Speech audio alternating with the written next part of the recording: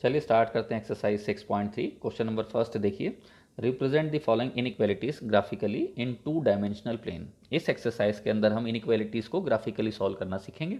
First part देखिए, y greater than 2। तो y greater than 2 इस इनइक्वालिटी को सॉल्व करने के लिए सबसे पहले हम इसके करस्पॉन्डिंग लीनियर इक्वेशन को लिखेंगे। और वो कैसे लिखेंगे? सिंपली इनइक्वालिटी के साइन को हटाकर इक्वालिटी का साइन लगा देंगे। तो y ग्रेटर देन 2 के करस्पॉन्डिंग लीनियर इक्वेशन क्या आ जाएगी? y equal to 2। यानी कि अब अपने को y इक्वल टू 2 का ग्राफ बनाना है। तो जब भी y की वैल्यू दी गई हो, ग्राफ कैसा बनेगा? Line parallel to x axis. और जब भी x की वैल्यू दी गई हो, ग्राफ कैसा बनता है? Line parallel to y axis. तो यहाँ से क्लियर हो गया, क्योंकि y की वैल्यू दी गई है इसलिए जो स्ट्रेट लाइन बनेगी वो line parallel to x axis होगी। पर x एक्सिस के पैरेलल लाइन कहाँ बनाए?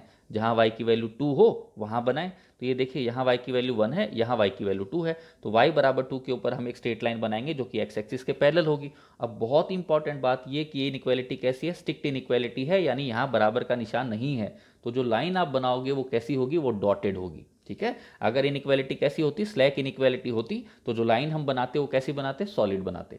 फिलहाल क्योंकि स्ट्रिक्ट इनइक्वालिटी है इसलिए जो लाइन हम बना रहे हैं वो कैसी बना रहे हैं? डॉटेड बना रहे हैं। डॉटेड लाइन का मतलब क्या है? कि इस लाइन के ऊपर जितने भी पॉइंट्स होंगे वो इस इनइक्वालिटी के सॉल्यूशन में नहीं होंगे। ठीक है। तो देखिए हमने क्या किया, ये डॉटेड लाइन बना दी y इक्वल टू 2 पर। अब हमें तो ग्राफ y ग्रेटर देन 2 का बनाना था ना। तो y की वैल्यू 2 से बड़ी ऊपर की तरफ होगी कि नीचे की तरफ होगी? ऑफकोर्स इस लाइन के ऊपर की तरफ होगी। तो इस लाइन के ऊपर का सारा रीजन जो है वो इस इनइक्वालिटी का सॉल्यूशन है। तो इस इनइक्वालिटी का सॉल्यूशन क्या आ गया? ये रीजन जो हमने शेड किया है। ठीक है। और इस लाइन के ऊपर जो पॉइंट्स हैं वो इस इनइक्वालिटी के सॉल्यूशन में नहीं है। ठीक है। सेकेंड पार्ट देखिए, 2x plus 6 greater than equal to 0। Variable एक तरफ कर लेते हैं, कांस्टेंट वाली टर्म्स एक तरफ कर लेते हैं। तो कितना आ जाएगा अपने पास? x greater than equal to -3। सबसे पहले इसके करस्पॉन्डिंग लीनियर इक्वेशन लिखेंगे। वो कैसे लिखेंगे? इनइक्वालिटी के साइन को हटाकर इक्वालिटी का साइन लगा देते हैं। तो x इक्वल टू -3 इसके करस्पॉन्डिंग लीनियर इक्वेशन हो जाएगी। अब हम क्या करेंगे? x इक्वल टू -3 के लिए ग्राफ बनाएंगे। तो क्योंकि x की वैल्यू दी जा रही है इसलिए जो ग्राफ बनेगा वो line parallel to y axis बनेगा। तो y एक्सिस के पैरेलल लाइन हम कहाँ बनाएंगे? x बराबर -3 पर। तो ये देखिए x बराबर -3 पर हमने क्या बना दी? एक स्ट्रेट लाइन बना दी। और क्योंकि स्लैक इनइक्वालिटी है इसलिए जो लाइन बनाई है वो कैसी बनाई है? सॉलिड लाइन बनाई है। सॉलिड लाइन का मतलब क्या है? इस लाइन के ऊपर जितने भी पॉइंट्स लाई करेंगे वो इस इनइक्वालिटी के सॉल्यूशन में भी होंगे। ठीक है। अब देखिए हमें तो graph x greater than equal to -3 का बनाना था। x इक्वल टू -3 का तो बन गया। x ग्रेटर देन -3 लाइन के लेफ्ट में होगा कि लाइन के राइट में होगा? ऑफकोर्स लाइन के राइट में होगा। तो इस लाइन के राइट में ये शेडिंग कर देंगे पूरी तरह से, है ना। तो ये जो शेडेड रीजन है ये इस इनइक्वालिटी का सॉल्यूशन है। एंड ऑफकोर्स इस लाइन के ऊपर जितने पॉइंट्स हैं वो भी इस इनइक्वालिटी को सेटिस्फाई करेंगे, वो भी इस इनइक्वालिटी के सॉल्यूशन में होंगे। ठीक है। आगे बढ़ते हैं। चलिए एक्सरसाइज 6.4 का क्वेश्चन नंबर फर्स्ट देखिए। क्वेश्चन नंबर फर्स्ट है सॉल्व ग्राफिकली। एक्सरसाइज 6.3 के अंदर आपको एक एक इनइक्वालिटीज दी जा रही थी और एक्सरसाइज 6.4 के अंदर आप मल्टीपल इनइक्वालिटीज को एक साथ ग्राफिकली सॉल्व करना सीखेंगे। फर्स्ट पार्ट देखिए, 2x plus y is greater than equal to 2, ये पहली इनइक्वालिटी है। और दूसरी इनइक्वालिटी है x minus y is less than equal to 3। सबसे पहले क्या करेंगे? इनके करस्पॉन्डिंग लीनियर इक्वेशंस लिखेंगे। तो ये जो पहली इनइक्वालिटी है इसके करस्पॉन्डिंग लीनियर इक्वेशन क्या आ जाएगी? 2x plus Y equal to 2। हमने क्या किया? सिंपली इनइक्वालिटी का साइन हटाकर इक्वालिटी का साइन लगा दिया। ठीक है। इसी तरह सेकंड इक्वेशन क्या बन जाएगी? x minus y equal to 3। अब एक स्ट्रेट लाइन को प्लॉट करने के लिए अपने पास कम से कम 2 पॉइंट होने चाहिए, है ना। 2 से ज़्यादा तो कितने भी हो चलेगा, पर कम से कम 2 पॉइंट तो होने चाहिए। तो फॉर इक्वेशन फर्स्ट मैं वो 2 पॉइंट्स पता करूंगा। यहाँ मैंने x लिखा है, यहाँ मैंने y लिखा। अगर मैं इस इक्वेशन में x को 0 पुट कर दूं तो y कितना आ रहा है? 2 आ रहा है। तो एक पॉइंट मुझे मिल गया 0,2, मैंने इसको नाम दे दिया पॉइंट a का।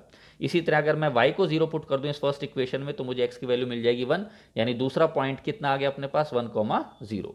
तो पहली इक्वेशन से ये जो स्ट्रेट लाइन, ये इक्वेशन जिस स्ट्रेट लाइन को रिप्रेजेंट कर रही है वो तो हम प्लॉट कर पाएंगे बड़े आराम से। दूसरे के लिए 2 पॉइंट ढूंढते हैं। सेकंड इक्वेशन के लिए हम 2 पॉइंट ढूंढते हैं। चलिए अगर मैं इस इक्वेशन में x को 0 पुट कर दूं तो y कितना आ रहा है? -3 आ रहा है। तो एक पॉइंट आ गया 0,-3।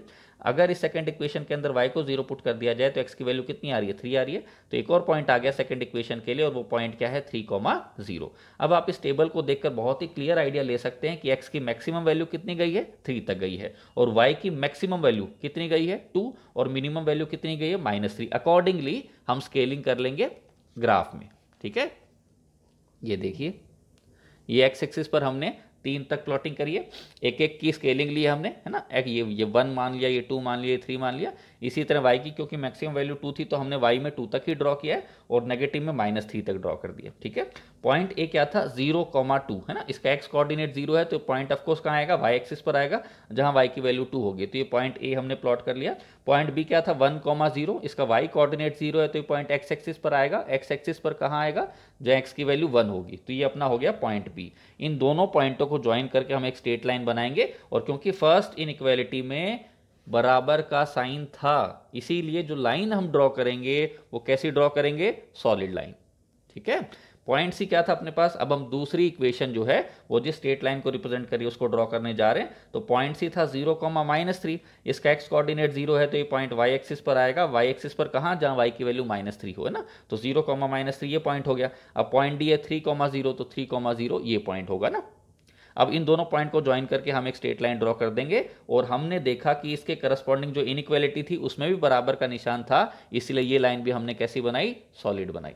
ठीक है, अब बात आती है शेडिंग की। ये देखिए ये जो लाइन है ये तो फर्स्ट की बना दी और ये लाइन हमने सेकंड इक्वेशन की बना दी, इसलिए इसके ऊपर हमने सेकंड लिख दिया। ठीक है, ये जरूर मेंशन किया करें हाँ ये जो स्ट्रेट लाइन है ये इस इक्वेशन की है, ठीक है, या इस नंबर की इक्वेशन की है। यहाँ देखिए अब हम शेडिंग की बात करेंगे तो शेडिंग के लिए यदि इनइक्वालिटी में कांस्टेंट है तो शेडिंग कैसे चेक करेंगे, 0 0 से, यानी x की जगह में 0 पुट कर देंगे, y की जगह में 0 पुट कर देंगे। अगर बात सही आती है, अगर रिजल्ट ट्रू आता है तब तो शेडिंग लाइन से ओरिजिन की तरफ होगी, अदरवाइज अवे फ्रॉम ओरिजिन होगी, है ना। तो फर्स्ट इनइक्वालिटी में जब x और y दोनों की जगह 0 0 पुट किया तो रिजल्ट आया 0 is greater than equal to 2 which is false. इसका मतलब लाइन से, और देखिए ये पहली इक्वेशन के लिए स्ट्रेट लाइन ये है, क्योंकि बात गलत आ गई इसीलिए अगर बात सही आती तो लाइन से ओरिजिन की तरफ आती शेडिंग, अब बात गलत आ गई तो लाइन से ऊपर की तरफ हो जाएगी शेडिंग। तो पहली इनइक्वालिटी की शेडिंग ये ऊपर की तरफ होगी। ठीक है, दूसरे की अगर बात करें तो इसमें इस इनइक्वालिटी में एक्स वाई दोनों की जगह जब आप 0 0 पुट करोगे तो रिजल्ट क्या आएगा, 0 is less than equal to 3 which is true, यानी सेकेंड इनइक्वालिटी के लिए रिजल्ट ट्रू आ गया। तो ये देखिए सेकंड इक्वेशन के लिए स्ट्रेट लाइन ये थी, इसके लिए बात सही आ गई तो इस लाइन से ओरिजिन की तरफ शेडिंग करेंगे तो इसकी शेडिंग ऊपर की तरफ आ गई। दोनों में कॉमन रीजन कौन सा है अपने को, तो वो चाहिए, तो जो रीजन मैंने शेड किया है ये वो कॉमन रीजन है। ठीक है, यानी ये इन दोनों इनइक्वालिटीज का सॉल्यूशन होगा। इस कॉमन रीजन के अंदर जितने भी पॉइंट्स लाई करेंगे वो इन इनइक्वालिटीज के सॉल्यूशन होंगे, है ना। इस कॉमन रीजन को हम फिजिबल रीजन के भी नाम से जानते हैं और इस फिजिबल रीजन के अंदर जितने भी पॉइंट्स लाई करेंगे वो सारे फिजिबल सॉल्यूशन कहलाएंगे, है ना। दोनों इनइक्वालिटीज का कॉमन रीजन जो है वो फिजिबल रीजन है और फिजिबल रीजन के अंदर जितने भी पॉइंट्स लाई कर रहे हैं वो सारे के सारे फिजिबल सॉल्यूशन कहे जाएंगे।